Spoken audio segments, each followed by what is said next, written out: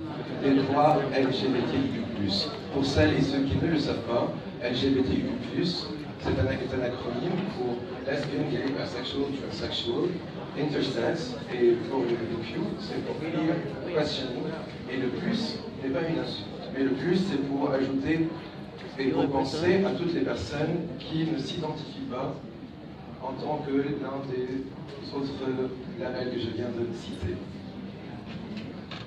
Alors, pour bien faire les choses,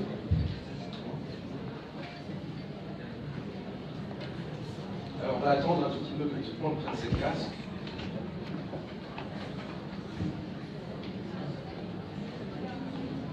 En fait, quand on y pense, cette deuxième partie de la nuit des idées ressemble à un croque-monsieur.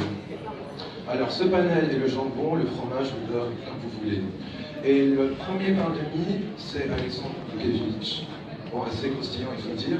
Et le deuxième pain de mie, qui est aussi autant croustillant, c'est Rensa, qui va nous accueillir dans un concert tout à l'heure, à 10h, à 22h30, à 22h40, en haut, à la salle Montaigne, pour un concert, une performance, où il revisite des chansons de la musique du patrimoine moyen-oriental qui sont mixées avec beaucoup de musique électronique. C'est un très bon show auquel nous allons assister dans quelques instants.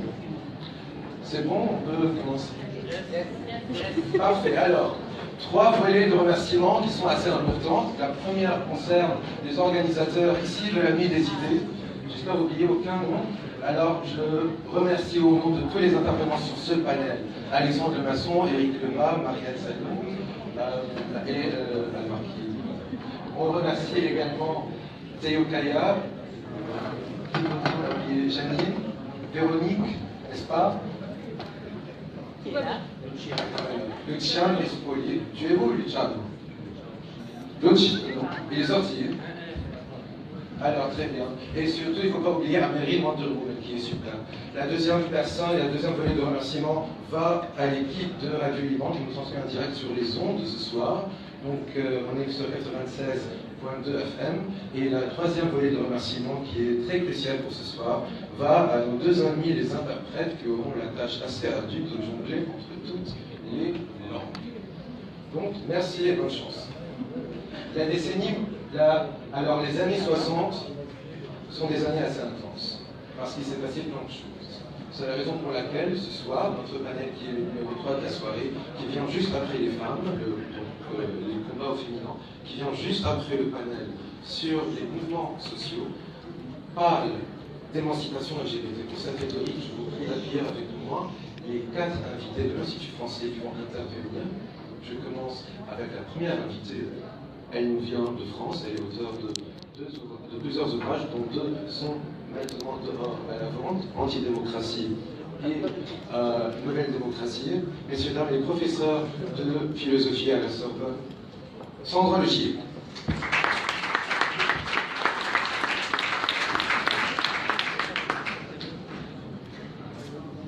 La deuxième intervenante sur ce panel est la directrice artistique de Haven for Artists, un incubateur de talent, une maison d'artistes qui, en août dernier, est venue à l'Institut français ici présenter tout un projet radical autour de la liberté d'expression, autour de la liberté d'être, autour du free will, etc.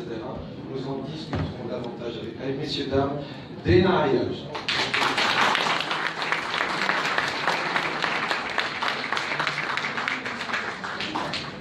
Si aujourd'hui nous sommes réunis ici pour discuter d'un sujet qui nous tient tous à cœur et qui est assez intéressant, c'est aussi et surtout grâce à toute une mouvance qui existe depuis plusieurs décennies. Des personnes qui ont eu beaucoup à dire, des personnes qui ont beaucoup lutté, chacun à sa manière et chacun à sa façon. Ce soir, nous recevons avec nous notre 3e invité.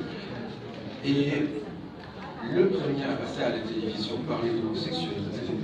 Il est également à l'intersection de plusieurs ONG qui travaillent et qui sont opérationnelles en ville. Il a été à un certain moment le directeur de HELM, qui est la première organisation LGBT dans le monde arabe. Il en a fondé d'autres, dont la Arab Foundation for Freedom and Equality. Messieurs, dames, Georges Hassi.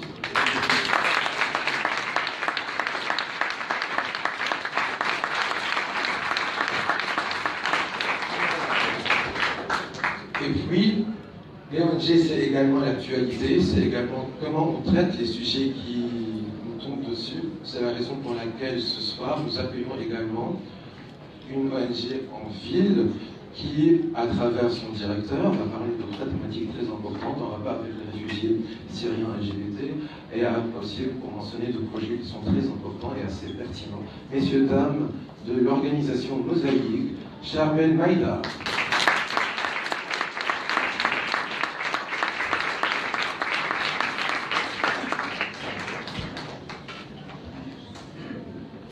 Alexandre, c'est comme si j'avais vu Alexandre Milikevich. Salut.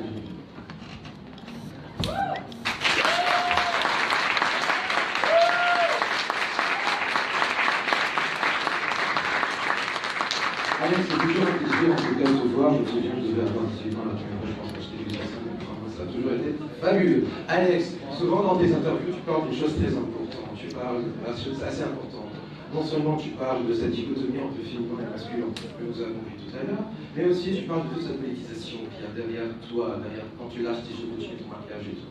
Peux-tu nous en parler davantage, s'il te plaît? Bonsoir, merci Eric, merci Véronique.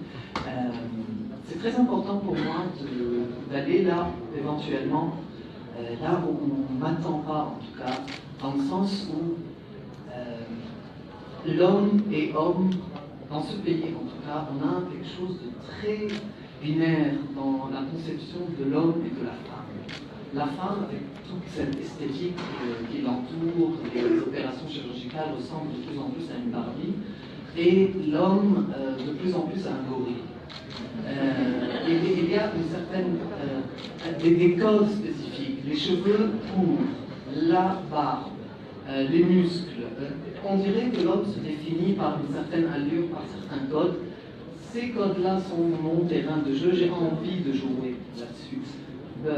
Et je trouve que c'est vraiment dans un pays où, bon, que ce soit l'homosexualité qui est passible d'un an d'emprisonnement, où toute différence peut être pointée, relevée, non acceptée.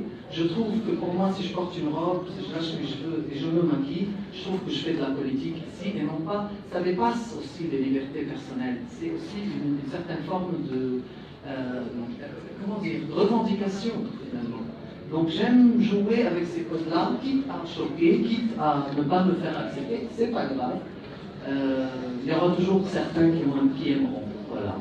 Je me console avec ça. Merci à vous.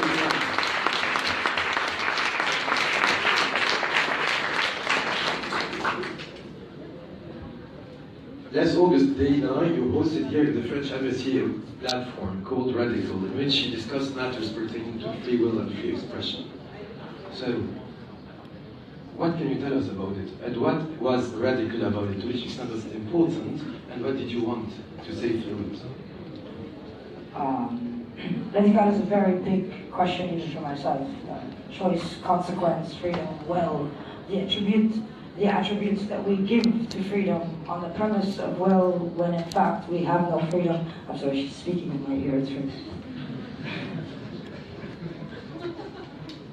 On the premise that we say that when we make a decision, it's purely our choice, or when we step into a particular stance or an ideal or a personification or any thought or anything that might define us or identify us or any of the above, we always feel like it was really our choice. I don't believe that. I don't believe anything we choose is really fully ours, because every choice we make is based on consequence.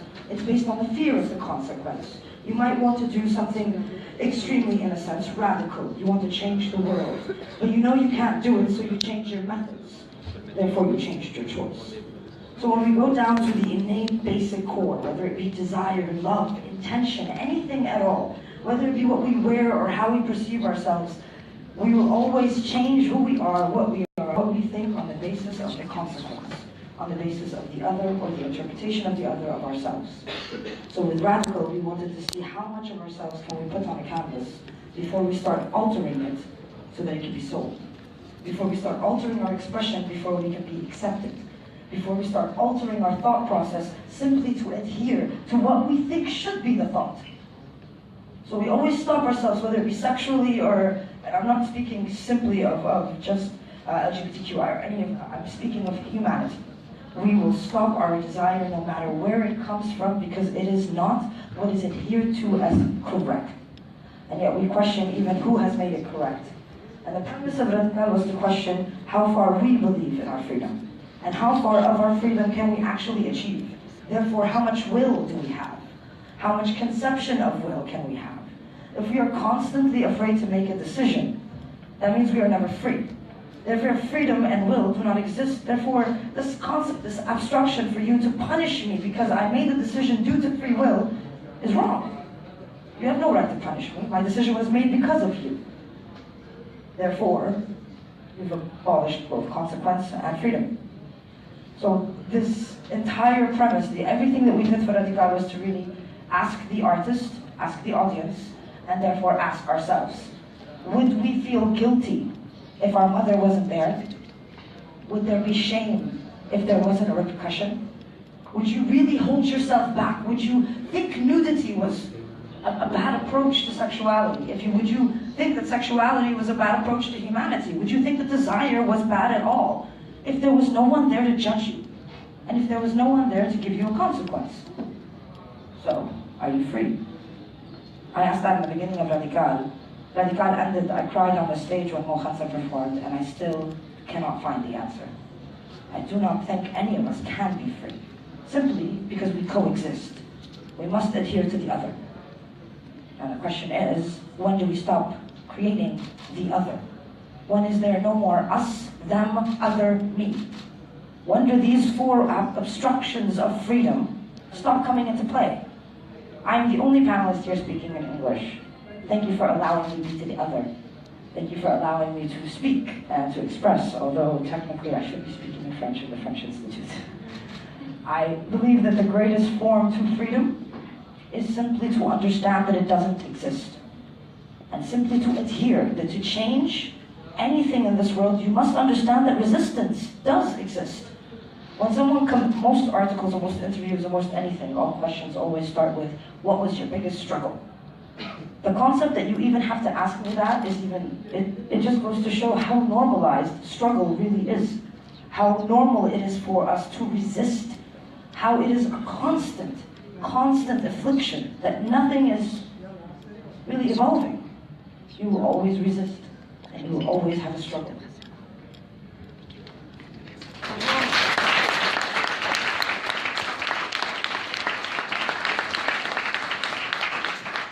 The notion of free will is extremely important because this is something we're going to reverberate on later on with Georges when we're going to talk about some recent rulings.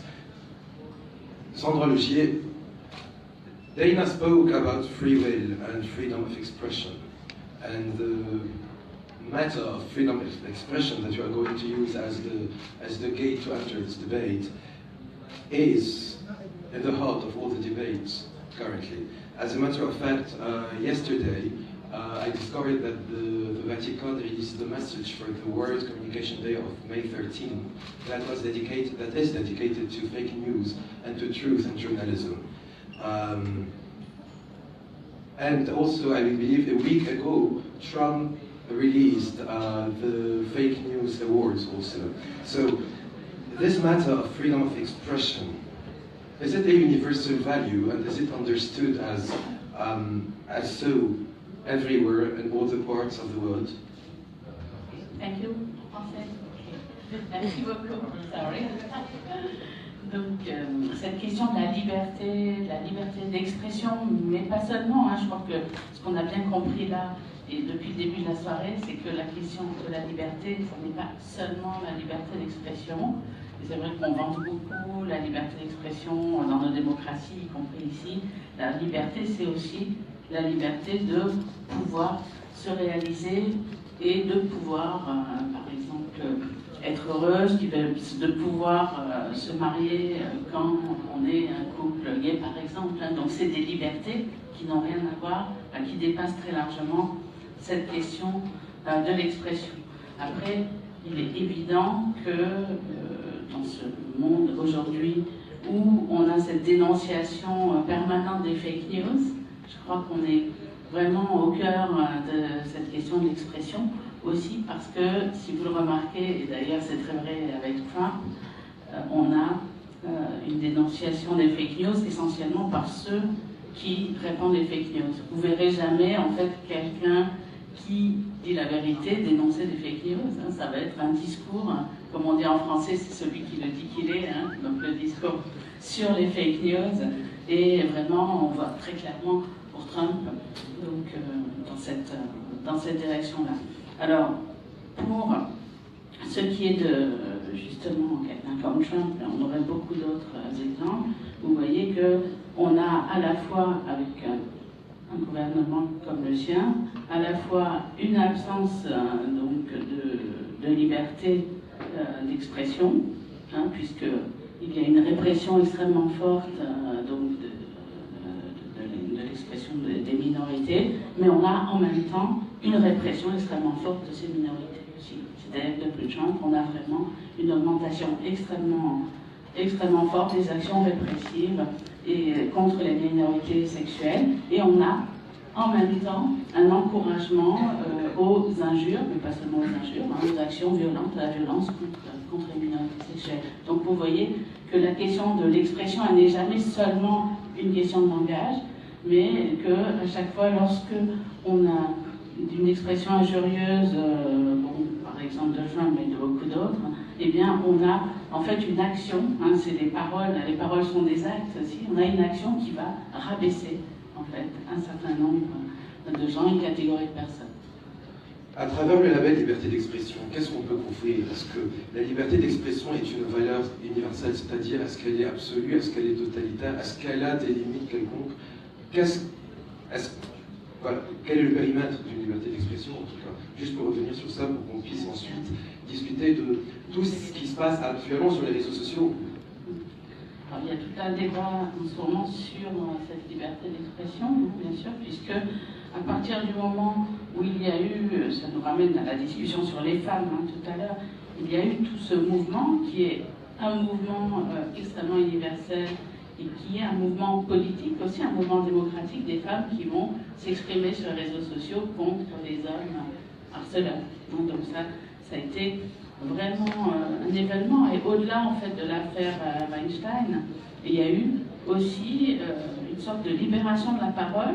Et si j'appelle ça un phénomène démocratique, c'est parce que les femmes se sont senties autorisées à s'exprimer directement sans passer par des personnalités politiques, par des mouvements de femmes harcelées, etc. Donc il y a vraiment cette liberté de parole directe. À partir de là, c'est vrai qu'il y a tout le débat sur est-ce qu'on peut dire tout et n'importe quoi. Et donc est-ce qu'on peut vraiment donner la liberté d'expression, en particulier aux ennemis de la liberté d'expression, hein, pour reprendre. Qui définit la liberté d'expression, ses ennemis, qui sont ses ennemis et qui ne le sont pas? Alors, la liberté d'expression, ça va être la possibilité, en effet, de dire ce qu'on a envie de dire, mais si ces paroles sont elles-mêmes des actions, c'est-à-dire une façon de rétablir ou d'installer une hiérarchie entre les êtres humains et d'en humilier d'autres, hein, on a parlé d'humiliation tout à l'heure, et bien dans ce cas-là, effectivement, cette liberté d'expression doit être limitée. Mais tout simplement parce que si par exemple moi, je t'envoie mon poing dans la gueule, ça ne sera pas de la liberté d'expression, d'accord? On dira c'est pas bien, j'espère. Hein. Donc, si on injurie quelqu'un, c'est la même chose en fait que lui mettre son poing dans la gueule. Je crois que c'est vraiment ça qu'il faut comprendre. C'est pour ça que la théorie des actes de langage, donc, qui est une théorie philosophique des paroles en tant qu'elles sont des actes, hein, comme quand on promet ou comme on injurie, eh bien, elle est très importante dans tous ces débats. C'est-à-dire qu'il y a des paroles qui sont des actes, alors qu'il y a des paroles qui sont seulement des expressions. Et je crois que c'est très important de restreindre en fait les paroles qui blessent, qui parfois tuent et qui en tout cas renforcent en fait ou créent des inégalités. Voilà, donc on a compris que la liberté d'expression n'était pas vraiment quelque chose d'absolu et qu'elle possédait des limites qui touchent justement à lorsque la personne se sent humiliée ou bien tout simplement quand la personne se sent méprisée ou bien remise dans une hiérarchie quelconque en tout cas. Les mouvements comme MeToo, Balance ton port, etc., et ça on les a vus tout à l'heure dans le panel féminin, nous ont également permis de réaliser entre les il y a une discussion qui est vraiment présente sur les réseaux sociaux, par exemple. Qu'est-ce qu'on fait des œuvres d'art? On parlait tout à l'heure de Dana. Les œuvres d'art qui, elles, sont perçues comme étant, ou dans la belle voix de roman, vous avez un baiser qui n'est pas consensuel, ou par exemple, vous savez, Heidegger était un passé nazi en tout cas, mais est-ce qu'on lève des bibliothèques? C'est un débat qui est très intéressant, dans la réalité humaine aujourd'hui, quand nous avons plusieurs discussions à ce sujet. Oui. Vous avez le micro sur.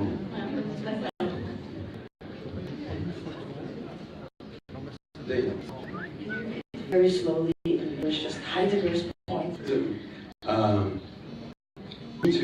other movements, like the balance of, have generated a new conversation where people are very often going back on works and saying, for instance, that in some Disney movies you have cases that are not consensual, and when you have authors such as Heidegger, who is a philosopher, c'est vous qui l'avez mentionné dans l'idée, mais est-ce que today we are thinking these words, how do we extract them? Can we extract them from the politics around them? Can we today look at an artwork, whether it's or it is any piece, any literature, by abstracting the politics? Being able to separate the two, the artist from the art form. I mean, separate politics, actually. I don't know if you can separate the politics, you can themselves. separate the artist's particular actions. Let's say, like in the case of Baskin. Yes. Is that right? Correct?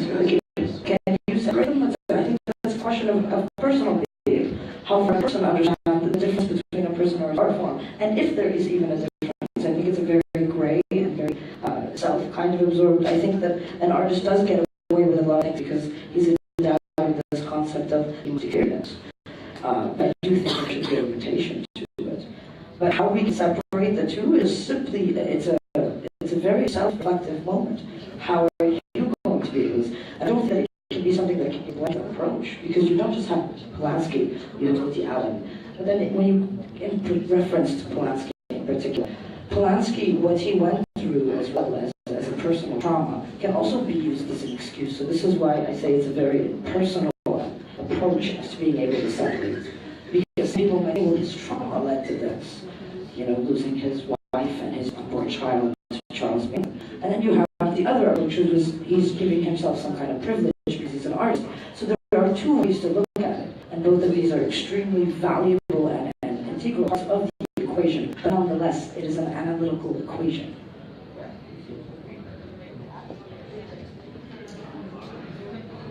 Going back on art practice is actually the one that are very much politicized. A couple of months ago, and this is a question that will go on a regional scale, a concert in Egypt of Mashwa Leila Ibrahim flag was branded, and then that was a disaster. So people were arrested, and the whole situation that is definitely very dreadful to many took place. Josh, from your position as a regional NGO, how do you assess the landscape of this situation that happened in Egypt? أنا أحكي بالعربي وكمان لك اللغات. تنفهم شو اللي صار بمصر، لازم نطلع شوي على الوضع الاجتماعي عامة بمصر. الوضع الاجتماعي بمصر، الوضع السياسي سيء، الوضع الاقتصادي سيء. اللي صار بحفل مشروع ليلى مش بس انه في رجال وفلاكي طلع يزعج العالم. اللي صار هو انه الحكومه المصريه لقت الفرصه المناسبه انها تضيع الراي العام على المشاكل اللي عم بتصير. مش هيك اللي صار بعد حفل مشروع ليلى دغري. تنهار صار في جيش الاعلام المصري، ونعرف نحن الاعلام المصري تابع مباشره للحكومه المصريه. الهستيريا شفناها على الاعلام المصري، شيء مش طبيعي، يعني التخويف اللي عم بيصير انه عودة الشيطان، كان تصير على نحن قبل، كان كثير على لبنان، بس بالفعل يعني كان كل محطات كل يوم عندنا تغطية على الموضوع بهدف ترعيب الشعب. نتيجة الحملة الإعلامية اللي صارت أكيد صار في 70 شخص على سوق النوم، وطبعا كل رأي العام عم يحكي عن الجنسية. ضل في شيء بمصر مشاكل غير واضح صحاح حكى بالموضوع. شو فينا نعمل بهذا الوضع؟ في شغلتين فيها تنعمل، نتاكد انه الاشخاص اللي انسجنوا عندهم الحمايه المطلوبه الامنيه اتليست وانه نرد بخطاب مباشر، يعني دغري ندافع، يعني الخطاب اللي عم يهجم علينا نرد عليه. بس اللي صار انه الحكومه المصريه استبقت الموضوع وما عند اي شخص يطلع علينا مصر يدافع عن المثليين. يعني من الاول عارفه انه الرد رح يكون رجعنا اتليست انه يكون في نقاش عقلاني حول عم بيصير. سكرت الباب بمصر، المحاميه تعينوا قليل. هون اجى دورنا نحن كجمعيه ريجنال بالمنطقه. كيف ناشطين مصر اللي تسكر كل الباب قدامهم قادرين يوصلوا رساله اذا الاعلام المصري مسكر لهم الباب. اللي صار انه بوقت معظم الناشطين بمصر رجعوا بيروت او وزعوا بيض عربيه، ومن هون صار في استعمال التكنولوجيا الجديده اللي عم نلاقيها فيسبوك وغيرها، نقدر نبعث رسائل بالعربي للمجتمع المصري كمان نرد على الاعلام المصري. وهون اهميه كمان عم نشتغل نحن مع مؤسسات كبيره جوجل وفيسبوك لان يفتحوا المجال نقدر نوصل. الشغل يعني صار حول فينا هون نرجع على قصه السياسه والفن. ما فيها نفصل اللي صار مشروع ليلى مع الوضع السياسي بمصر. والاسوء من هذا كله اللي شفناه هو انه السفارات الاجنبيه اللي عاده بتتحرك بسرعه بهالبلدان وقت كانت سكتت فتره طويله كثير حتى في رده فعل، حتى صار في نقاش حتى مع الحكومه المصريه. وسبب شو كان؟ طب انه الوضع السياسي بمصر هلا كان يكون في كومبرومايز بين الحكومات الاجنبيه والحكومه المصريه. اول شيء نزلوا عنه هو حقوق المثليين، لانه بالنهايه في قصص اهم ثانيه تتناقش فيها. هذا شوي اللي صار بمصر كيف ركز على المنطقه شوي. مضبوط. وقت نطلع على الريسبسيون تاع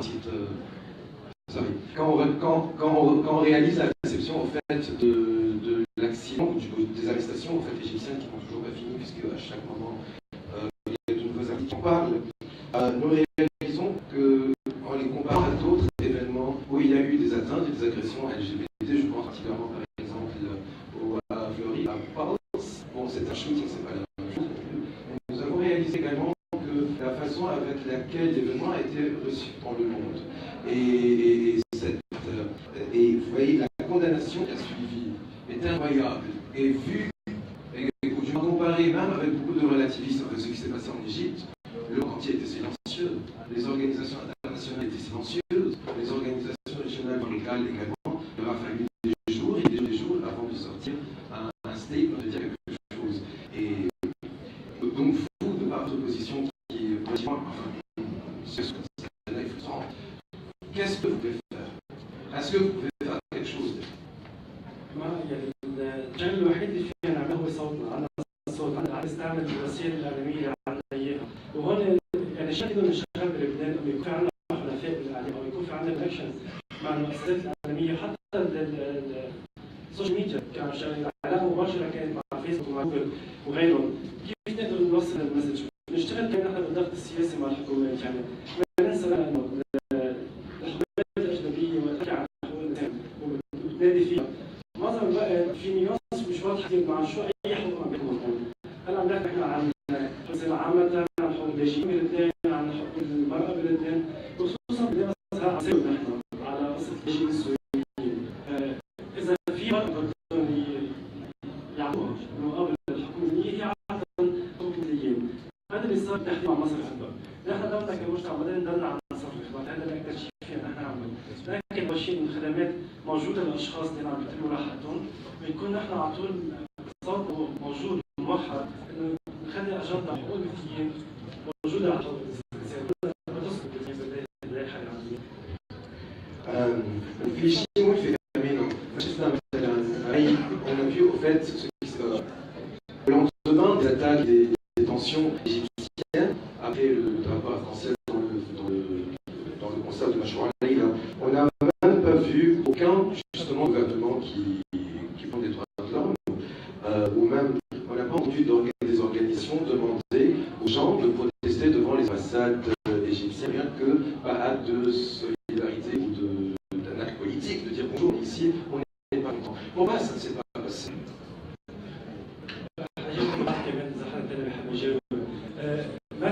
ما في طريقه حتى يكون فيها رجيم، يعني كل بلد وضع بيختلف عن الثاني. بالتحديد صار في مظاهرات وأكثر بمارس كبد دم على السفارة المصرية احتجاجا كان. اللي صار إنه رد الفعل بمصر كان أسوأ بالحكومة الرئيسيين من قبل. مش هيك يعني كان في فترة وفي نقاش كان مع الناشطين، وهون أهمية يكون نحن على اتصال مع الناشطين بمصر. شو أنسب طريقة كيف نتصرف لها؟ أول أسبوع كان في حالة ضياع، أكيد يعني كانوا الناشطين موجودين بلبنان وكان في عندنا نحن وقت الكونغرس بسبتمبر وصارت مشكلة. شو أحسن طريقة فيها كنا نشتغل؟ هل إنه نطلع بسفارات بنتظاهر نعمل ستيتمنت مشترك نحكي مع العالم نحكي مع الحكومة كل جربناها، لهيك وصلنا لوقت وحسوا الناشطين مصر إنه ما معقول الوضع يستحسن من هيك، صار وقت نتحرك. صارت أول مظاهرة للناشطين المصريين ببراسلز. لو بدي أوضح شغلة يعني التحرك الانترناشونال اللي بيصير مهم كثير يكون على تواصل مع الناشطين المحليين، لأنه هم بيعرفوا أكثر الأمباكت اللي ممكن يكون عنده هالتحرك عليهم وعلى سياسة البلد تبعهم. Sinon, de donner une contre-réaction, en tout cas, pour provoquer des choses terribles. Sandra Lucier, je voudrais justement parler avec vous de cette chose. Et enfin, on disait tout à l'heure que le Pride Hollande a créé quelque chose, une réaction internationale. On va dire ce qui s'est passé en Égypte, qui est passé vraiment en silence international. Pourquoi? Est-ce que parce que les pays considèrent comme étant les pays du Nord, c'est-à-dire les pays riches, les pays qui sont les défenseurs des droits de l'homme, quand il y a un problème des minorités, alors on a l'impression que c'est le monde entier. Ce sont les libertés du monde entier qui coulent. Ou bien est-ce que c'est grâce au pôle économique que jouent les politiques que jouent ces pays? Je crois qu'on peut tout à fait contraster l'absence de réaction par rapport à des actions répressives contre les homosexuels dans certains pays, comme le cas que décrivait, et puis par exemple le mouvement extrêmement général qu'il y a eu, même si on en parlait, il est très important, le mouvement MeToo autour de harcèlement contre les femmes, qui, dès lors qu'il touchait en fait, des personnes extrêmement visibles, et en particulier Hollywood, a eu un retentissement quand même extrêmement important. Alors évidemment, on n'est pas là, et surtout pas pour hiérarchiser les dominations, les souffrances, parce que c'est complètement contre-productif. En même temps, on a eu, depuis les premiers mouvements féministes dont on parlait tout à l'heure, on a eu vraiment une prise de conscience extrêmement forte de la façon dont certains mouvements sont favorisés et certaines catégories aussi vont l'être, et d'autres pas.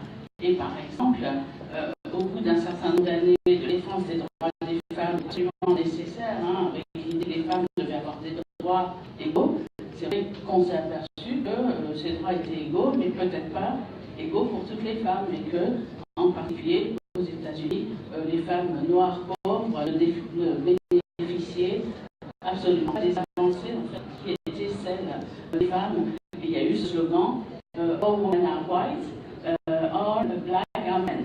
Donc on s'intéressait dans les luttes pour les noirs uniquement à des hommes, et dans les luttes pour les femmes, des femmes, des femmes blanches. Donc je caricature, mais je crois que c'est vraiment là le cœur en fait rhétorique de la discussion qu'on a, qui est qu'il y a une combinaison en fait de facteurs, donc on va appeler l'intersectionnalité, qui est au centre en fait des discussions actuelles, qui est que on va devoir en fait se rendre compte, justement en réfléchissant aux causes de la domination des femmes, et pas des femmes, de subir des femmes. On n'a pas encore la domination des femmes. Donc, en réfléchissant vraiment aux causes et en dépassant la lutte pour la réussite des femmes à égalité, on se rend compte que tous les groupes dominés vont subir en fait ces formes de vulnérabilité, et en particulier que des groupes qui, par exemple, vont combiner un certain nombre d'inégalités comme femmes, noires, âgées, pauvres, etc., vont en fait être vraiment dans une situation plus difficile que d'autres. Alors, cette intersectionnalité, c'est elle qui conduit aussi à prendre en compte les questions des gays, lesbiennes, etc. C'est vrai que, par exemple, les gays hommes, même si on va parler sûrement de Stonewall, ils ont subi une répression extrêmement forte dans les années 60 et 70, à partir du moment où ils ont commencé à s'organiser. Mais c'est vrai que très souvent, il y avait des intérêts extrêmement divergents entre les gays, hommes et femmes. Hein. C'est vrai qu'on a un sujet un peu tabou. Même la politique, la façon avec laquelle les choses s'exprimaient, et d'ailleurs même le Civil Rights Movement en Amérique, ségrégation raciale, également, il n'y avait pas la même voix, tout le monde n'avait pas le même discours, le même langage. Il y a vraiment une égalité entre ces différentes catégories, et du coup, c'est vrai qu'on se retrouve en fait avec des groupes qui peuvent être parfois en rivalité, parce que c'est vraiment de toute façon des groupes qui vont être soumis en fait, à la répression et l'égalité. Et d'ailleurs maintenant tout le monde est d'accord par Trump parce qu'il va s'en prendre à la fois aux femmes, aux gays, aux noirs. Donc il y a vraiment en fait, il y a vraiment une répression partagée. Mais de fait, il y a eu la nécessité de prendre en compte en fait ces croisements-là. Hein, et je crois que ça c'est vraiment l'étape, la nouvelle étape en fait. On est dans un nouveau moment des réflexions au départ féministes qui est d'intégrer en fait toutes ces questions et de se rendre compte que certaines catégories vont malgré tout être moins désavantagées que d'autres parce que justement ce sont des groupes sociaux plus puissants qui vont avoir donc par exemple des moyens économiques plus importants, d'autre part. Et là c'est un peu un tabou. Par exemple quand on est féministe c'est très difficile de faire entendre par exemple des théories, la réflexion sur le care, c'est-à-dire ce qu'on appelle le care, c'est les approches féministes qui consistent à dire que la réussite des femmes se fait aussi parce que d'autres femmes sont mises au service des femmes. C'est-à-dire que les femmes qui travaillent ont en fait des femmes qui s'occupent, parfois des hommes d'ailleurs, donc qui s'occupent de leurs tâches domestiques, etc. Et donc ce genre d'inégalité qui est vraiment globale, qui fait que par exemple beaucoup de femmes vont migrer de leur pays pour aller travailler dans d'autres pays, c'est un phénomène absolument massif et qui a un peu diminué, qui est sous-évalué par rapport à ces questions, par exemple, de balance ton-port, etc. Donc vous voyez, il y a vraiment tout un ensemble de questionnements qui doivent être aussi pris en compte maintenant quand on parle de genre. Et on peut pas, et d'ailleurs maintenant la rhétorique nationale concerne le privilège, en tout cas au Liban, et un peu partout j'imagine. Alors, et souvent quand on parle de privilège, on tend à associer le privilège à ce qui est luxe, on associe le privilège aussi aux droits basiques, aux droits de base.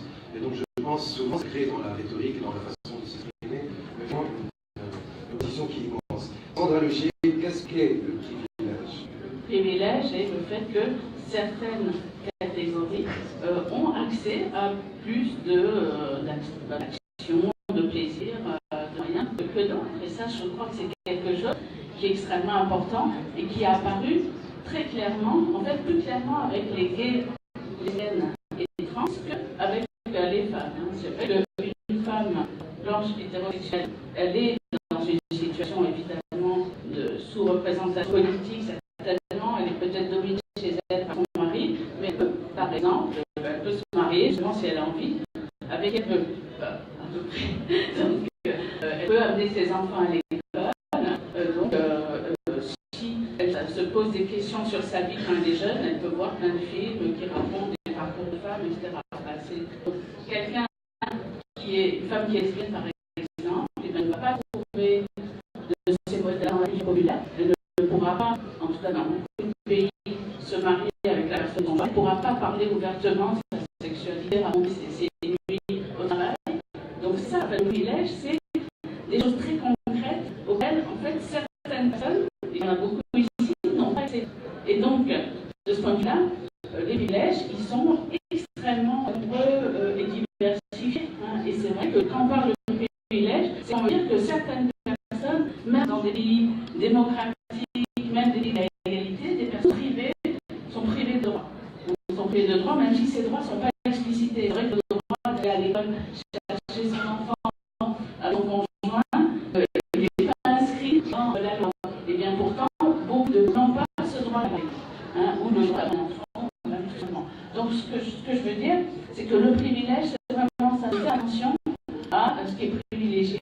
Donc par exemple, c'est vrai que certaines femmes vont privilégier par rapport à d'autres. Et c'est vrai que ça touche la même dans le...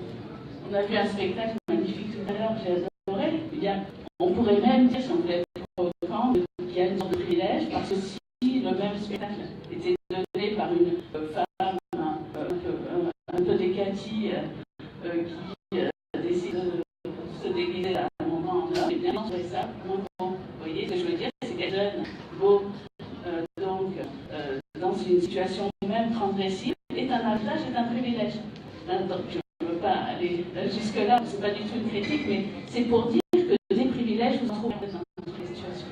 Est-ce qu'on peut de ces privilèges de classe sociale? Bien sûr,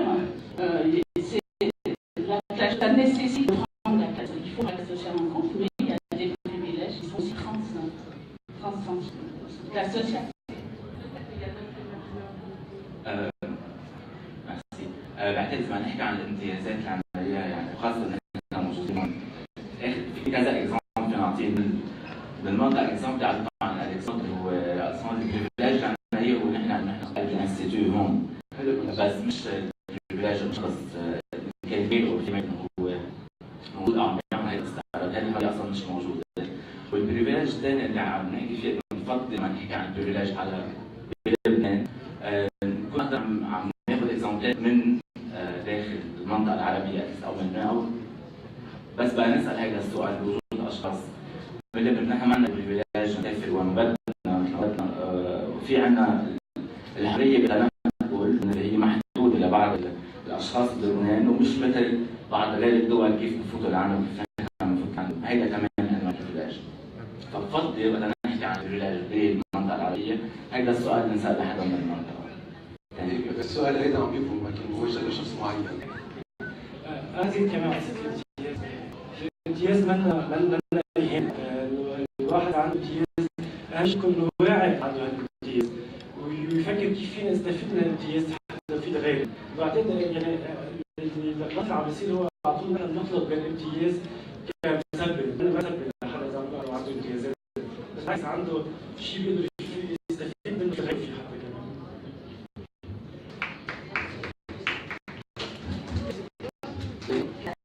I love adding to privilege. Okay.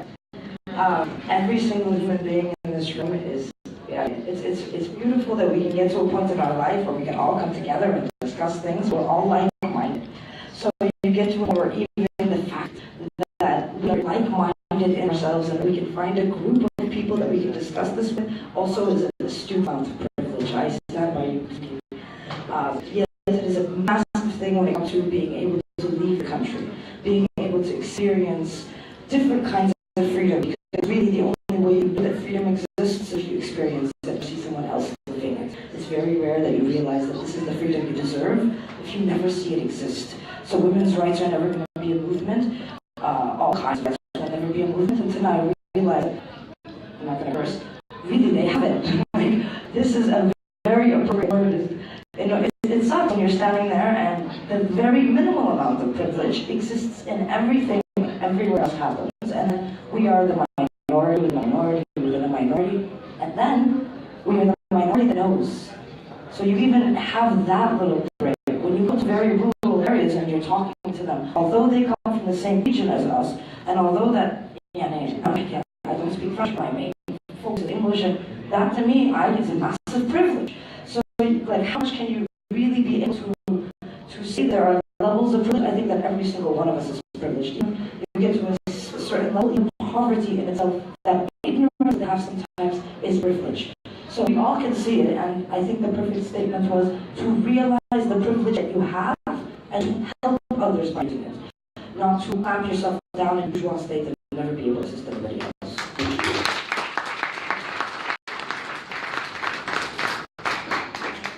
شاب مع عدد كبير جدا من اللاجئين السوريين في لبنان حضرتك حطيت منصة حاول تعمل مع اللاجئين LGBT السوريين في لبنان في تحكي عنها أكثر صح؟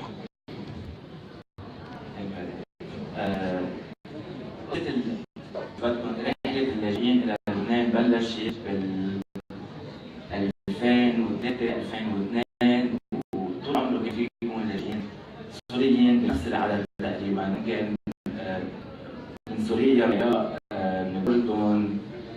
من كل الدول العربية المحيطة طول عمره لبنان أو بيروت إذا بدك كانت هي مثل منفذ الاشخاص تيهربوا في كان في حاجه تعرضوا مشاكل الدول العربيه. الفكره هي انه هيدي اذا بدك المشاكل اللي بتعرضوا لها كانوا مسلمين مثليات متغيرين على اجتماعي او اشخاص ثانيين بتصير لما يصير في حروب او نزاع، وهذا الشيء اللي صار.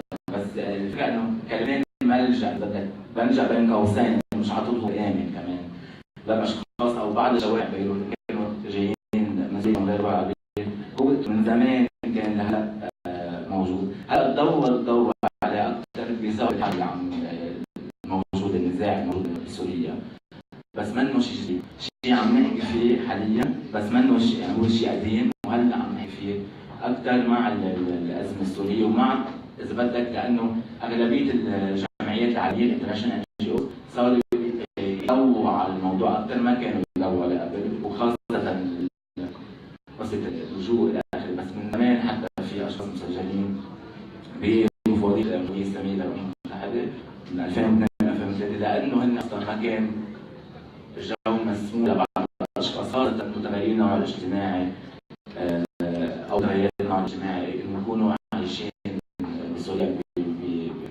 بحاله سليمه اذا مش معرضين للخطر في بدك اللجوء على بس مع دخول كل الاعداد السوريه من 2011 لهلا مع زيد عدد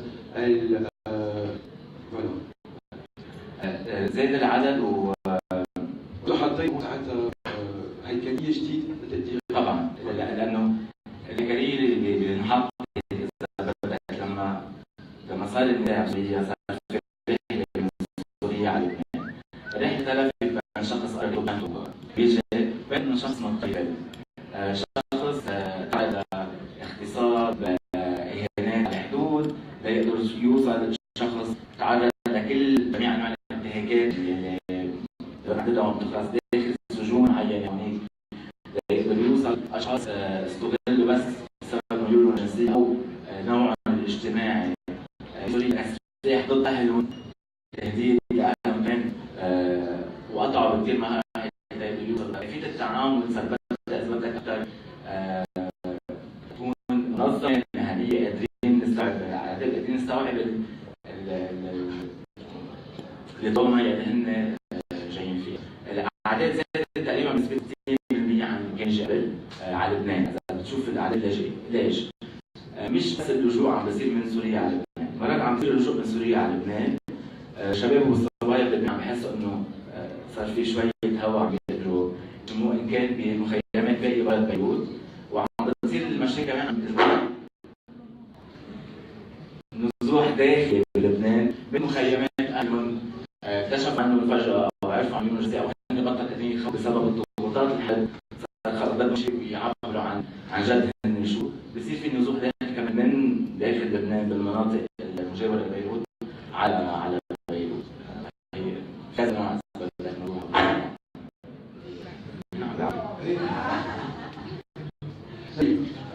بموزايك في عندكم خدمات معينه بتمشي Est-ce qu'il y a un service particulier que vous assurez à Mosaïque pour les réfugiés LGBT et justement pour que vous nous en parlez parce que c'est un sujet qui intéresse plusieurs personnes. بموزايك يعني كل الخدمات الاجتماعيه او الاجتماعيه النفسيه او البيور هي اللي بتتقدم او جميع المساعدين لكل الاشخاص بغض النظر عن ميولهم الجنسيه او توجههم الاجتماعي او توجه ميولهم الجنسيه او نوعهم الاجتماعي بنقدم بغض النظر عن شخصيتهم. بموزايك يعني كل الجنسيات بتاخذ خدمات شو ما كان نوعها. بس في شغله الجديد زدناها هي لانه كانت موجوده قبل هي كيفيه التعرض على الجنسيه او الاغتصاب خاصه الذكور. يعني ما في كذا جمعيات زي عاد او كفر الى اخره بيشتغلوا على موضوع النجيات من عنف الجنس زي بس هذا الشيء بعد مش موجود بالبلاد ونجرب انه ندرب كان اطار او مستشفيات بالتعاون مع الجمعيات على هذا الموضوع لانه ما موجود ولا باي منهج جامعي اذا بدك عن تعاطي بيتدخل بكثير سلبيه ان كان منظور للرجل ومنظور الذكور للرجل هذا مش معقول يتعرض لهذا الانتهاك. اهمال وما كان ابدا كان عليه، علما انه بلبنان 60% من ضحايا العنف الجنسي المسجلين هن اطفال ذكور تحت عمر 18 سنه. وهيدا كان كمان بالنسبه لنا اخر بال 2014 كان شيء كثير فاجئ بتعريف هيدا اخذين مع الاعتبار انه كثير من السيدات اكيد تعرضوا بكثير بسمع اكيد ما تسجلوا او ما خبروا او كمان بسبب الوصف من المجتمع او العائله او اشكال انا بس الملاحظه يعني هي عندي بشيء مع مسؤوليه اللاجئين المسؤولين الجمعيات المثليه والتحديد هي اكيد له حاجه، بس عاده اللي عم بيصير هذا انه بتعرف بعدين كميه جمعيات مع لجوء سوري كثير وهذه الجمعيات عم تتعامل مع المناظر الموظفين في جمعيات التدريب مضبوط اللاجئين المفروض الجمعيات اللاجئين تقدر تستوعب اللاجئين كمان، وهون بعتقد نركز عليها. شو عم تعمل اللاجئين؟ والمواضيع عم يركزوا على اهميه المثليين كانوا بيخدموا بس الطريقه مثل غيرهم من اللاجئين. بعدين في مسؤوليه على الجهات المموله وعلى جميع يحشر الاثنين مع الجهات. Je crois que في تحكينا معروف على les mouvements LGBT créés le mouvement LGBT est né au milieu du Sud. Mais on sait très bien que le combat que les ONG LGBT mènent pour leur propre existence, c'est totalement différent. Et à sonner des grands combats que mènent d'autres qui d'autres personnes ne cherchent pas à fermer. N'est-ce pas? Aujourd'hui, de par votre position, dites-nous où on en est maintenant. عم نحكي عم نرجع ل 13 سنه لورا بدنا نحكي فيهم في المدرسه الاتحاد. بس باختصار يعني اللي فرق عن الحركه المثليه قبل ما بلش لبنان ما ننسى انه ما كان في جمعيه ثانيه تاسست جمعيه الحب، حتى طلعت اليوم بعدين اجتمعوا اشخاص قرروا يجتمعوا، وهون اهميه المساحه اللي بتخلقها لكوميونتي معينه تتاسس موفمنت. بلبنان بأنه المساحه ما كانت موجوده اساسا لانه بسبب القانون بسبب التمييز الاجتماعي ما كان في مكان لحتى يجتمعوا تبعت حركه. هيدي المساحه خلقتها الانترنت، وهون بلشت اول حركه للمثليين بلبنان عبر بين انجليزي اسمها كيرم بسكول باواخر التسعينات، اللي هي تطورت لحتى صارت لقاءات اجتماعيه، اللي بعد تطورت لحتى صارت حاجه اجتماعيه وصلت لجمعيه بال 2004. في بروسيدور طويله وصلنا لحلم. اول جمعيه كانت على العلم، وطبعا فينا نحكي اول سنين كانت سيارات الشرطه كثير كبيره لعنا، بس كنت تذكر سنه وبصير في اعتراض كان باي من هذيل او اي دار حتى بيروح على المثليين كان ينزل خبر بجرايد اعتراض خطر جنسيا او شبكه المتحررين، بس هذا كان الخبر. كثير بعد كنا عن 2013 صار واعتقلوا 30 شخص، كان عم يدافع عن المثليين وكان عم يهاجم الدوله على فحوصات الشرجيه. كنا كثير بعد كمان عن اللي صار في بيروت برايد السنه في احتفال بالمخايل غير فلاج كانت منتشره، فكان بيولع يعني حدا وجود حلم كان فيري تشالنجينج وقت 2004 نوصل اللي وزاره السنه الماضيه. حاليا نحن عم نحكي عن ست جمعيات تقريبا عم نحكي عن التطور حتى يعني سياسي اعتمدنا بجمعيات السياسه على الجمعيات تطور لانه ما كان في عندنا موديل عندنا منه، يعني وقت بلش يتحلم كل الاشخاص اللي كانوا عم بيجوا على الجمعيه كانوا عم بيجوا للمثليين والمثليات، بس عم بيجوا من طبقات سياسيه مختلفه طبقات اجتماعيه مختلفه، في شيء بيجمعهم غير جنسيه، وهذا طبعا يعني بده كلاش بين المجموعات. شو سياستنا عم تبدا؟ كيف بدنا نشتغل؟ وين بدنا نمشي؟ وفتحنا مع كل المشاكل اللي فاتت فيها والحيطان اللي فتنا فيها، كنت عم نتعلم غير جمعيات اساسيه الدول العربيه حاليا، غيرها بنوصل لسبيل الحس المواجهة.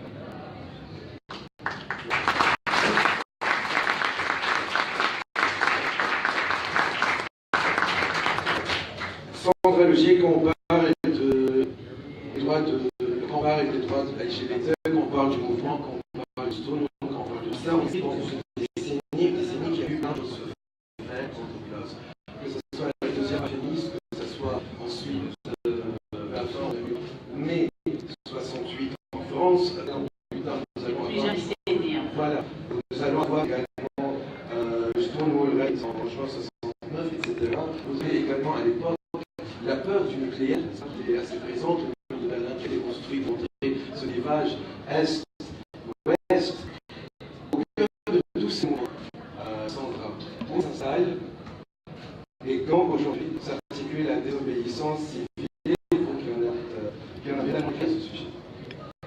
La désobéissance civile, c'est quelque chose qui a un concept qui était de désobéir à une loi qu'on l'a trouvé illégale. C'est très intéressant d'en parler là, puisque celui qui avait défendu ce concept, c'était Audrey Henry Thoreau, qui a été une figure, un censeur américain, qui, d'une part, a été repris ensuite dans toutes les actions du mouvement, par exemple, droit civique, dans les mouvements gays, et qui était lui-même, d'ailleurs, il était même gay. Donc, également, une continuité. Et si vous regardez la plupart des actions qui ont défendu les droits des homosexuels, des trans et d'ailleurs des femmes au départ, eh bien, ça a dû être des actions de désobéissance civile. Vous avez, par exemple, en France, Hubertine Auclair, qui était une femme qui avait trouvé extrêmement injuste que les femmes puissent pas voter, qui avait refusé de payer ses impôts, qui a été sacré dans le bureau de vote du 19e siècle. Vous avez donc Thoreau, dont je parlais, qui va refuser là aussi de payer des impôts parce que son pays avait été absolument injuste avec les Indiens et les Noirs, qui ont marqué son opposition à l'esclavage. Et si on prend des exemples beaucoup plus récents, ça n'en est pas seulement dans la dernière décennie, mais je ne sais pas si certains d'entre vous ont vu le film 120 battements par minute qui décrit le combat des mouvements homosexuels au moment dans les années 1990, au moment de la lutte contre le sida. Eh bien, ce sont des mouvements qui se sont organisés en fait pour lutter contre en particulier les médecins et les labos qui négligeaient complètement le sort des homosexuels parce que c'était le sida était une maladie importante parce que ne touchait que les homosexuels. Et donc, ces actions d'acteurs étaient aussi des actions de désobéissance civile. Aller saccager des labos, aller en fait, s'en prendre directement à des personnes considérées comme responsables du développement de la maladie, c'était aussi des actions qui, à l'époque, je voudrais le rappeler parce que vous parliez d'insultes, par exemple, il faudrait se rappeler qu'à cette époque, tout le monde disait que c'était des personnes extrêmement violentes.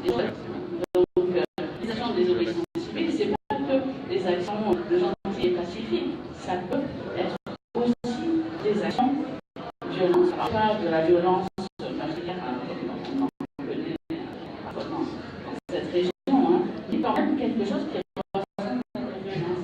Et je crois que c'est ça qui est en train de changer dans la réflexion sur la désobéissance civile et dans les actions, justement, des mouvements aussi gays et trans aux États-Unis. Il y a quand même l'idée que la violence, elle existe de toute façon et on la subit. On est constamment en train de subir la violence et peut-être qu'il est temps aussi de riposter. Et donc, exactement comme les femmes qui veulent apprendre à se défendre, également, ces mouvements n'excluent pas en fait de cesser en fait d'avoir l'attitude non violente qui consiste à montrer qu'on est fait des vulnérables et à se laisser traîner, etc. Et peut-être à vraiment agir activement. Et donc là, je crois qu'il y a vraiment un grand changement depuis alors, une petite décennie en effet dans les membres des organisations civiles. Et c'est vraiment parce qu'un certain nombre de groupes ont été organisés pour résister à la violence qu'ils subissent. Et en général, on essaie de faire croire que c'est vous qui êtes violent. Alors, selon quelles mesures faudrait-il prendre en place pour faire progresser l'égalité?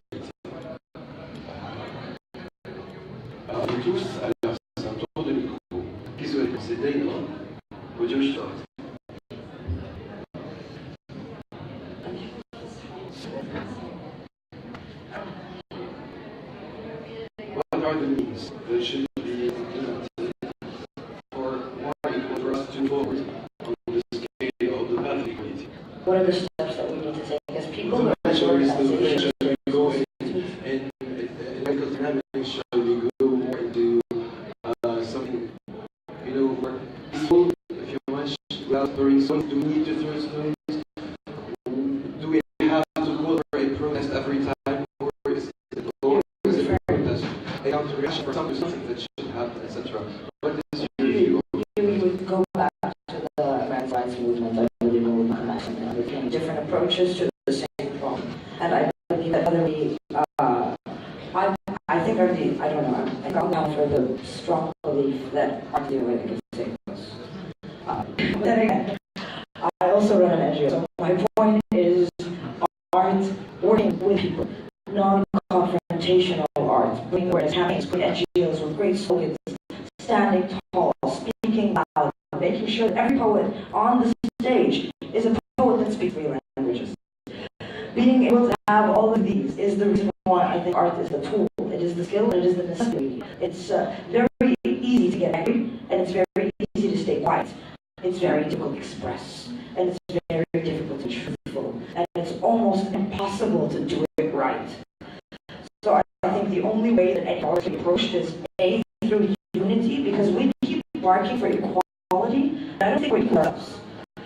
When we look at each other with LGBTQ, I think that we still have some kind of distance within our own community that we need to approach.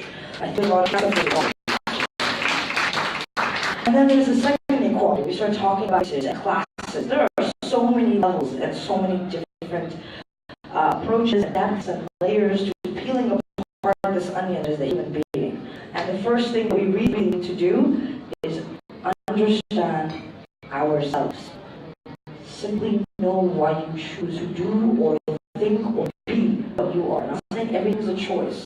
I'm saying if we're going to allow everyone else to say that the things that we are doing are simply a choice of ours, or your sexuality or a desire, then first we should fight for the freedom of choice. And then all the rest can slowly follow through.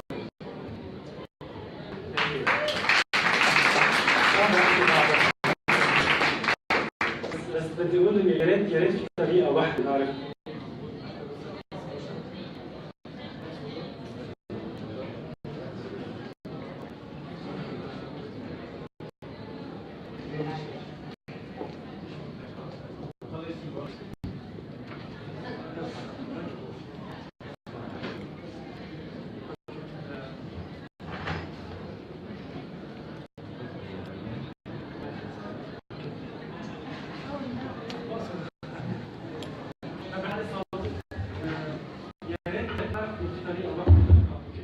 يا ريت في طريقه واحده نعرف كيف نوصل فيها للسولوشن اللي بدنا اياها، بس اكيد انه بره كانت طريقه معين الوحيد اللي وصلت للحدود، كان عدد اشخاص واحد من الثاني يقدر يختلف فيه. انا بوصل اوقات الناس بتختلف معهم سياسيا اللي كلهم عم بيقولوا الميدان انا ما فيني اختلف فيها. نرجع لقصه اليونتي بالنهايه، مضطرين نستعمل كذا طريقه نوصل للحل اللي بدنا اياه. بس انا الاكسبريس تبعتي لقيتها عبر السيفل سوسايتي، الاكسبريس تبعتي لقيتها عبر الشغل السياسي، وهذا اللي بعرف عنه، وهذا الشغل اللي فيه عم بشتغل فيه، بس لما لقيت الناس عم يشتغل مع حد مع الدور اكيد عم بدور اهم يمكن، بس هيك سيرش. انا بعتقد اذا بنآمن انه كل شخص بغض النظر شو عم يعمل هو ناشط وناشط وعم بتغير من العوينات اللي هن حاطينها، اذا عم بيعملوا تغيير، اذا بنآمن انه هن عم تغيير بنكون عم نجرب نوصل لحل مثل ما قال جورج. المشكله عندنا نفس المنظور اللي بنطلع فيه على المشكله مش نفس الطريقه اللي بنحل فيها المشكله. ايماننا ومش بس ايماننا ودعمنا لاشخاص عم يشتغلوا حتى لو كنا بنختلف معهم على سياسه معينه، عم يشتغلوا حتى يحلوا نفس المشكله اللي نحن شايفينها مشكله.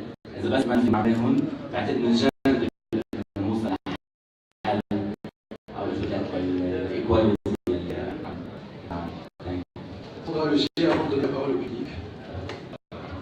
D'abord, je vais juste exprimer un petit désaccord qui est que si l'art c'est évidemment important et c'est un rôle émancipateur extraordinaire. Je crois qu'il ne faut pas non plus que l'artiste soit le seul modèle en fait pour une personne qui doit chercher l'égalité. Je crois qu'il y a toutes sortes d'humains qui finalement sont assez éloignés en fait, des pratiques artistiques et qui doivent aussi être considérés comme capables d'exprimer le désir d'égalité. Et je crois qu'on a même une tendance aussi à poser le personnage de l'artiste comme une forme de norme.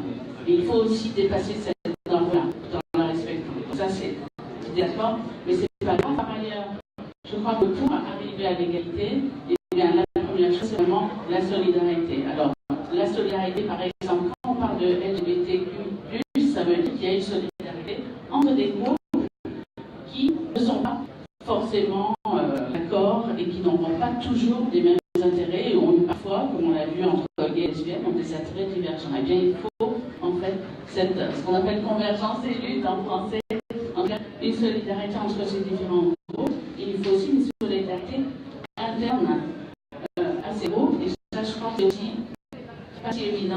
Et je pense que c'est vraiment le nerf de la guerre en ce moment. Si on regarde par exemple les femmes, je reviens finalement à la question classique féministe, puisque tout part de là, il n'y a pas de solidarité de genre, comme il y a eu par exemple solidarité de race. Regardez le cas américain, Obama, 92% des Noirs votaient pour Obama, le nombre de femmes qui a voté pour Hillary Clinton, disait que petite majorité, heureusement, mais ce n'est pas du tout ces chiffres-là. Alors maintenant, elles ne sont pas contentes, elles manifestent avec leur petit bonnet, mais il n'y a vraiment pas eu de solidarité de ce côté-là.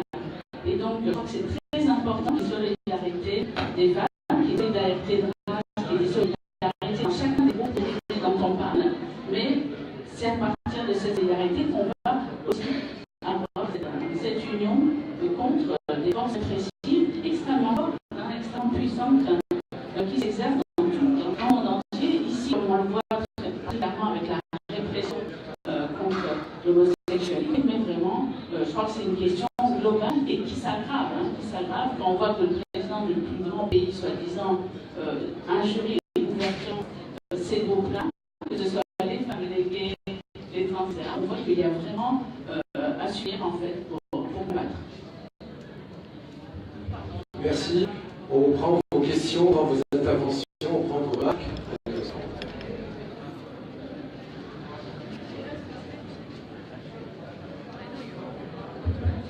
Bon, je voulais faire une petite intervention, puis après, vous avez des privilèges, il faudrait normalement utiliser des privilèges pour le bon.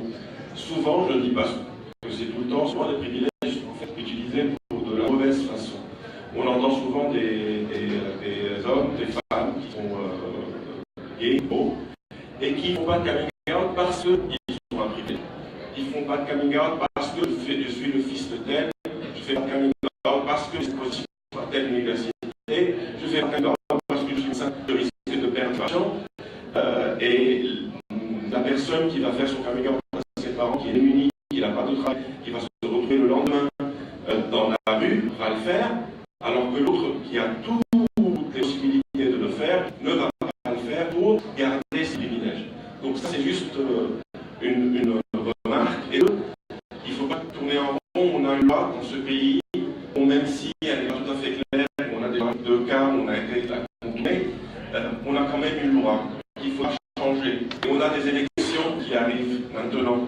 Je ne peux pas comprendre qu'un individu homo ou pas homophobe puisse élire quelqu'un qui n'a pas clairement dans son programme quelque chose qui dit que je veux changer la loi. À part ça, je suis homophobe. Merci.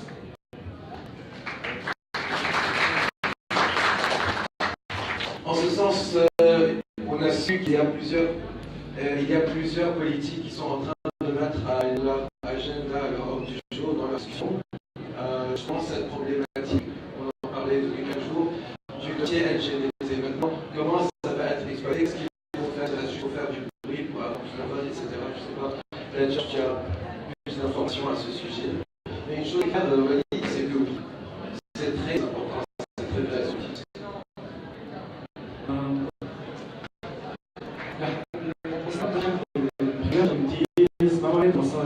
الفيلاج يكون حالة بمحل يستفيد من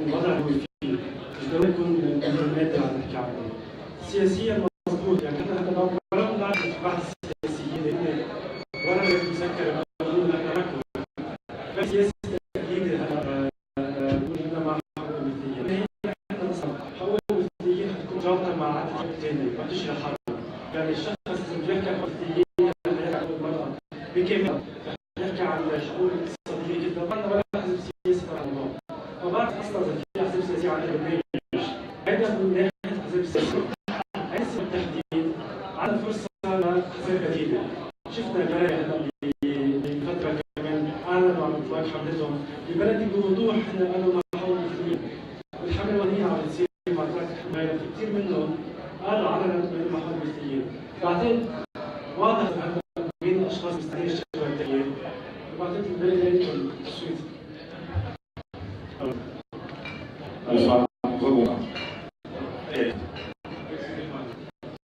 J'ai entendu parler d'homosexualité, j'ai entendu parler d'harassement sexuel.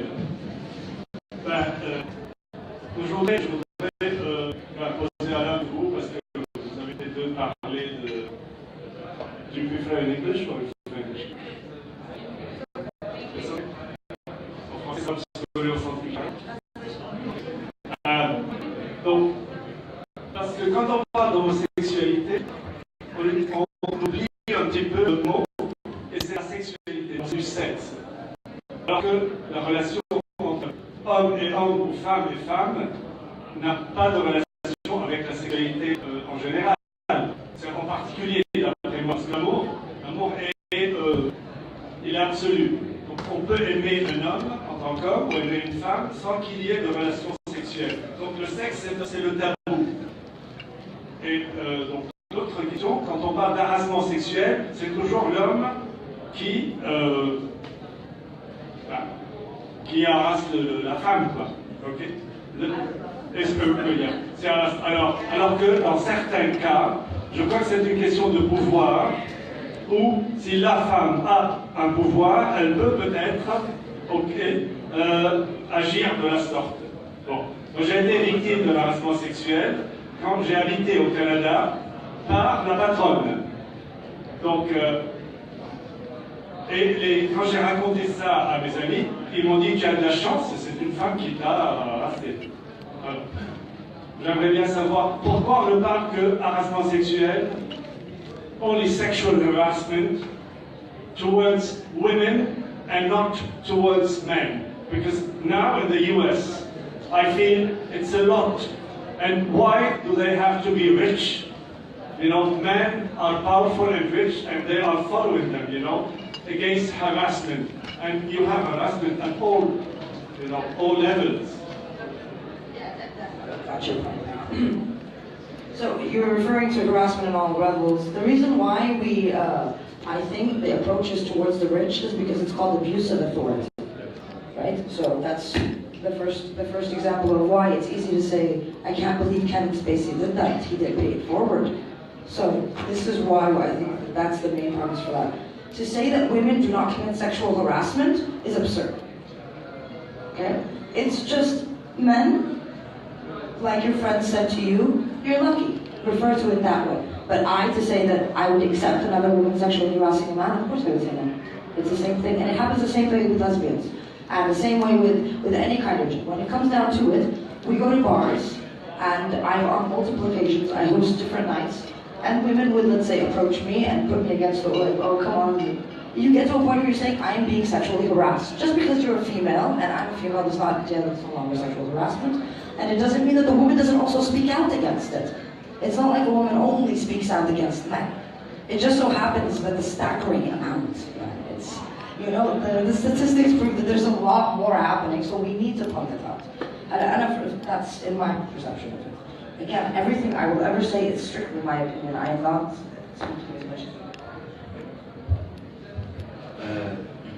بعتقد على طول لما نشدد على فكره انه الرجال هن اللي بيتحركوا او نحكي اكثر عن تحرش الرجال بالنساء لانه العدد اكبر، لانه المساحه الموجوده لهم والحق اللي عاطينهم اياهم يكونوا بمساحات السيدات ان كان بكل مكان وعلى التلفزيونات وين ما كان، هن مساحتهم كثير اكبر يتحرش باللي بدهم اياه، كمان اكثر شيء نحكي عن التحرش ضد السيدات والفتيات الصغار، لانه مش معقول تصير مثل ما قلت، لا بتصير، بس الاكثريه هن الرجال اللي بيتحرجوا بالنساء، لانه نحن عاطينهم الحق، ان كان بالقوانين اللي بنحطها القوانين الذكوريه او بالعادات والتقاليد اللي مستقيه من مجتمعاتنا اللي بتعزز فكره انه الذكر يحق لهم ولا يحق للاخرين، وبيفضل الحالات الخاصه القليله يلي بتصير معقول سيدة تتحشر برجل، معقول سيدة تتحشر بسيدة أو تعتدي عليها أو تعتدي عليه، بتصير، بس حتى بالتسميات القانونية بيقولوا حتى كده عرض الرجل لأنه بيعظموا كثير من قيمته،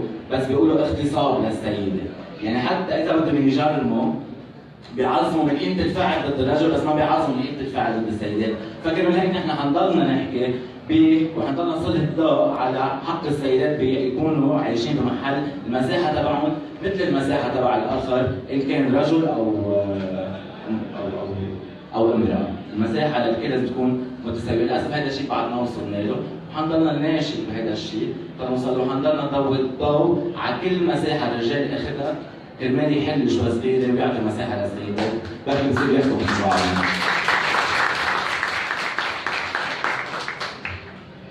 Oui, alors bonsoir. Trois petites remarques qui prendront sans doute pas la forme de questions, et je n'ai pas de solution miracle non plus. Juste des petites réflexions.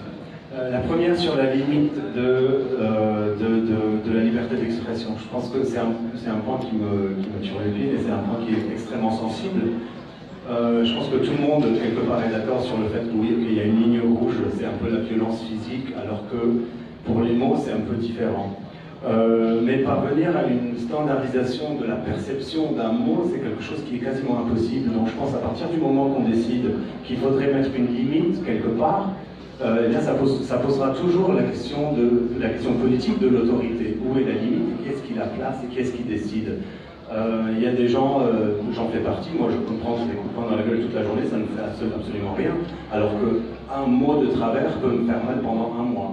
Mais vous avez des gens qui ont une autre tolérance envers certains mots ou pas. Alors comment parvenir à une standardisation, mettre une limite de la liberté d'expression sans pour autant se comporter de manière autoritaire? Ça c'était ma première réflexion à laquelle je n'ai pas de réponse. Deuxièmement, parce que Hadith a mentionné le fait de revoir certaines publications comme Heidegger ou La Belle Roi, etc. J'étais moi-même dans le département de philosophie à la fac de Nanterre dans les années 2000, lorsque un des professeurs, Emmanuel Faye, a sorti Heidegger ou l'introduction du nazisme dans la philosophie. À l'époque, ça avait fait un clivage dans le milieu universitaire dans le monde. Je pense pas, et le problème que pour moi, c'est en fait j'ai toujours grandi avec des valeurs libérales, je me suis reconnu dans des valeurs libérales, et aujourd'hui c'est une étiquette dans laquelle je me reconnais moins. C'est une étiquette qui me fait un peu peur à cause de son inconsistance. C'est-à-dire que je pense pas qu'il faut placer des limites à la pensée, je pense qu'on devrait être capable de tout penser et de tout publier. Je dis ça tout simplement parce que j'ai l'impression que le libéralisme aujourd'hui a atteint un point où on prêche la tolérance, mais on est incapable d'accepter les intolérants. Et donc là, il y a une grosse inconsistance là-dedans. On veut que tout le monde soit gentil, que le monde soit rose, et à partir du moment où on regarde le réel lui-même, qui est loin d'être rose et gentil, là on panique. Je pense que être adulte, quelque part, donc en parlant encore une fois de cette distinction entre la personne et les actions d'une personne et puis des œuvres d'une personne, je pense que Dana a fait une très bonne remarque en disant que ça doit être une mesure personnelle, boycotter un artiste ou pas, ça doit être un choix personnel. Et là encore, c'est une erreur qu'on fait souvent, on confond le boycott avec la censure. Le boycott doit toujours être une initiative personnelle et tout le monde doit être capable de boycotter quelque chose. On peut faire un appel au boycott, mais la censure c'est quelque chose qui est tout à fait différent. Et à mon avis, être adulte, quelque part, c'est aussi savoir faire la part des choses entre ce qu'il y a dans notre tête et comment on agit. C'est-à-dire qu'il est permis d'avoir des fantasmes qui sont parfois pervers, qui sont parfois qui ne sont pas légaux, etc. On est permis de... Il faut s'exprimer de cette manière-là dans l'art, l'art c'est pour ça. Ça ne veut pas pour autant dire qu'on va sortir dans la rue et agir de manière complètement irresponsable. Voilà, ça c'était le deuxième point. Le troisième, je fais déjà. Le troisième, c'était, je suis d'accord avec Sandra Leger lorsqu'elle dit qu'il faut que les petits groupes de minoritaires soient solidaires, c'est-à-dire que les femmes soient derrière les femmes, que les blacks soient derrière les blacks, que les homosexuels soient avec les homosexuels. Mais je tiens, parce que vous avez pris l'exemple de Hillary Clinton, si les femmes doivent encourager une femme, il faut quand même s'assurer que c'est une femme libre et non pas une femme qui joue le jeu des hommes justement. Et ça va aussi pour toutes les catégories des minorités opprimées. C'est-à-dire avant d'encourager une femme parce qu'elle est femme, avant d'encourager un noir parce qu'il est noir, ou avant d'encourager un homosexuel parce qu'il est homosexuel, s'assurer d'abord qu'ils sont autonomes, que leur voix est libre et qu'ils ne sont pas en train de jouer le jeu qui est déjà mis en place et qu'ils sont tout simplement des marionnettes pour attirer des voix ou voilà. Merci.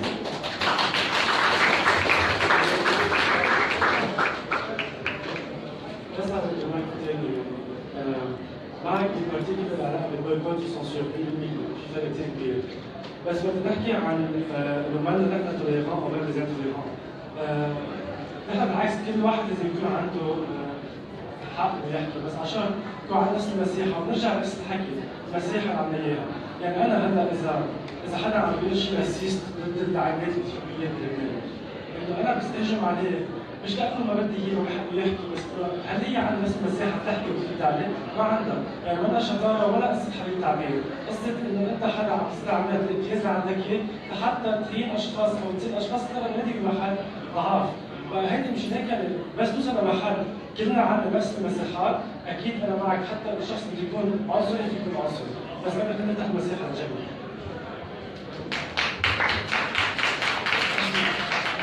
Je vais répondre juste sur le point de la limite, hein, parce que je suis tout à fait d'accord avec ce que vous avez dit. Toutefois, je crois que la limite n'est pas en fait déterminée par si on va de l'injure ou quelque chose de voilà.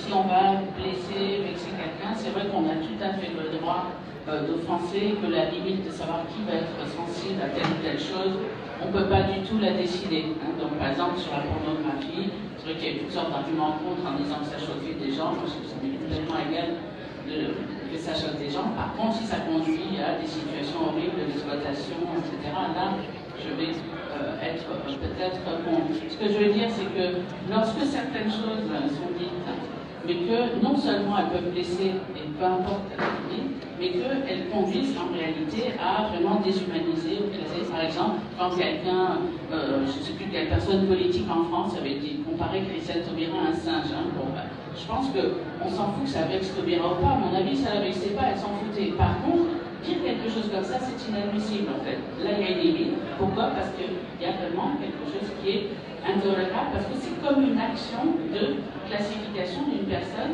en la mettant en dehors de l'humanité. Et donc je crois que là, il y a bien une limite. Ce panel touche à sa fin. Une dernière question. Bonsoir. First of all, I would thank you so much for this beautiful debate. And really, I would like to point out your expression that freedom doesn't exist. And truly, we had the privilege in here to watch the performance of Alexandre. And if this happened outside of l'Institut Français, it would have caused a hysteria. That's why also, this freedom that we had the privilege in here, it's not fully because we couldn't film, we couldn't photograph. So, yeah, I would like to also point that we know that the LGBTQ plus community is not just 10 or 20, it's more than thousands. And we know that this community could have a really strong power and influence among all the citizens.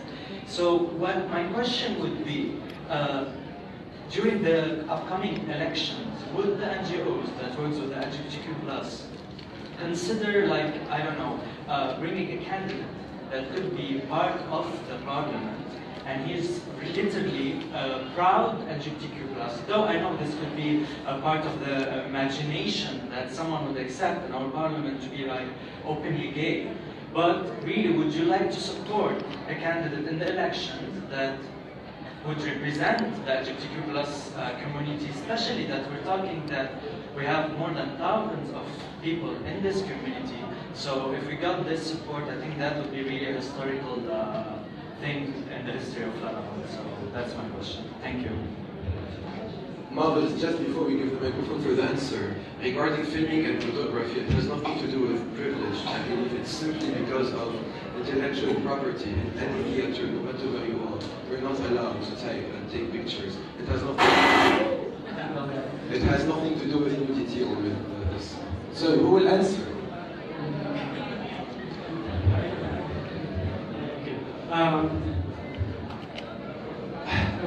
نحن اكيد يعني الكوميونتي كبيره، نحن كتار، بس ما بقى يعني يمكن احنا اسسنا تبعنا. ما بعتقد كتار كفايه نقدر نفوت على البرلمان بخلال انه الانتخاب الحالي واحد. ثاني شغله منا بطريقه منا بحاجه نرشح حدا من الكوميونتي كي يوصل صوت الكوميونتي. معظم الاوقات اللي لاحظنا احنا خلال شغلنا بنكون كثير وقت بنقدم حقوق مثليين مع باكج شوي اكبر، مع شخص عنده نظره شوي بتملي لحقوق الانسان. وهيدا هون مش هيك احنا عم نشتغل يكون في عندنا مرشحين مستعدين يحكوا بحقوق المثليين، يحكوا وقت باكج اكبر كثير لنتاكد انه يوصل المسج، لانه كمان بالانس القوه اقوى شوي، يعني نحن اذا رحنا هلا عم نحكي في فورمات بالبرلمان ممكن كثير يعني رده الفعل السلبيه تكون علينا تخسرنا اكثر. وهذا الشيء عم بيشتغلوا جمعيات بنفهم شوي من السياسه وكيف بيلعبوا مصلحتنا ولا لا. بعتقد الافضل تشتغل هلا نلاقي على جد مرشحين اللي هن داعمين لنا بس بيشتغلوا على الطريقه. Bon, on vous remercie énormément pour ce panel qui vient de toucher à sa fin. Et je vous rappelle que le monde reste nous attend maintenant à Brooklyn pour un magnifique concert, performance. Et la jauge est limitée, 270 places. Donc voilà, on vous attend.